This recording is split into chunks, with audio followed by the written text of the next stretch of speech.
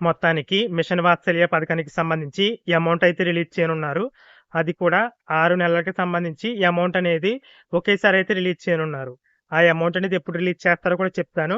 అంతకంటే ముందు ఇంతవరకు ఛానల్‌ని సబ్స్క్రైబ్ చేసుకోని వాళ్ళు ఎవరైనా ఉన్నట్లయితే ఇప్పుడే ఛానల్‌ని అయితే సబ్స్క్రైబ్ చేసుకోండి. అలాగే వీడియో నచ్చినట్లయితే తప్పకుండా లైక్ చేయండి. వివరాలు చూసినట్లయితే తల్లి లేదా తండ్రి లేని పిల్లలు ఎవరైతే ఉన్నారో వారికి, అలాగే తల్లిదండ్రులు ఇద్దరు లేని పిల్లలు ఎవరైతే ఉన్నారో వారికి, అలాగే ప్రాణాంతక వ్యాధులతో బాధపడుతున్న తల్లిదండ్రులు ఎవరైతే ఉన్నారో వారి యొక్క పిల్లలకి, ఇలా వీరందరికీ కూడా మిషన్ వాత్సల్య పథకం ద్వారా రూ. 4,000 ఆర్థిక సహాయం అయితే కేంద్ర, రాష్ట్ర ప్రభుత్వాలైతే కలిపి అందిస్తున్నాయి.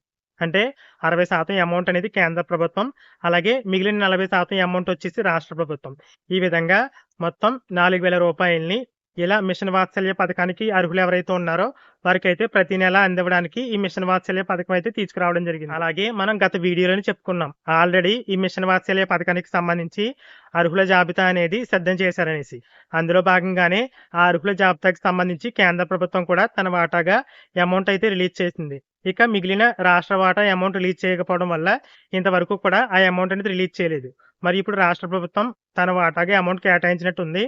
అందుకోసమే ఇప్పుడు 6 నెలలకు సంబంధించి అంటే 2023, 24 ఆర్థిక సంవత్సరానికి సంబంధించి ఏప్రిల్ నెల నుంచి సెప్టెంబర్ నెల వరకు ఇలా 6 నెలలకు సంబంధించిన అమౌంట్ అనేది ఒకేసారి అక్టోబర్ నెలలో అయితే అందివ్వనున్నారు. మీకు స్క్రీన్ పైన ఆర్టికల్ అయితే చూపిస్తున్నాను చూడొచ్చు. ఈ ఆర్టికల్ వచ్చేసి అంబేద్కర్ కోనసీమ జిల్లాకు సంబంధించి ఈనాడు న్యూస్ పేపర్‌లో అయితే రావడం జరిగింది.